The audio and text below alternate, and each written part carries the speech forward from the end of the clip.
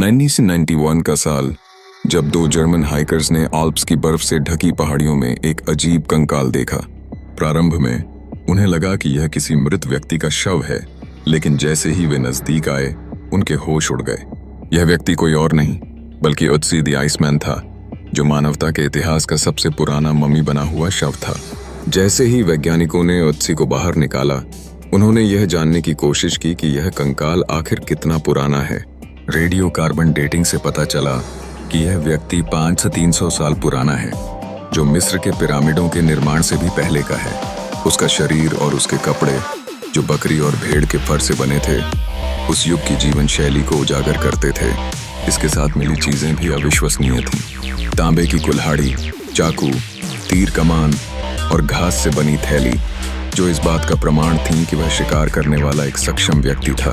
वैज्ञानिकों को यह भी पता चला कि उत्सी ने मरने से केवल कुछ घंटे पहले सूखे मांस और अनाज का सेवन किया था। लेकिन सबसे बड़ा रहस्य तब सामने आया जब वैज्ञानिकों ने उसकी मृत्यु का कारण जानने का प्रयास किया।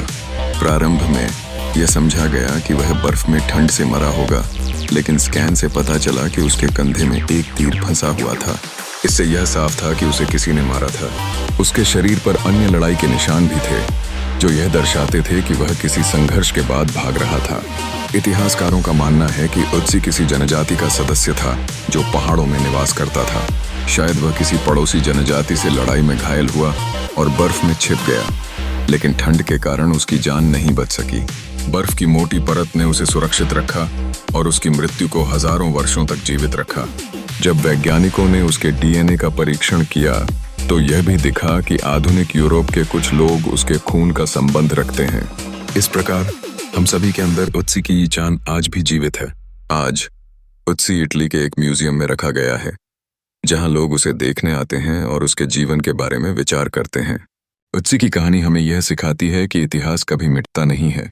वह सिर्फ बर्फ में सो जाता है और सही समय पर वापस लौट आता है अपनी कहानी बताने के लिए।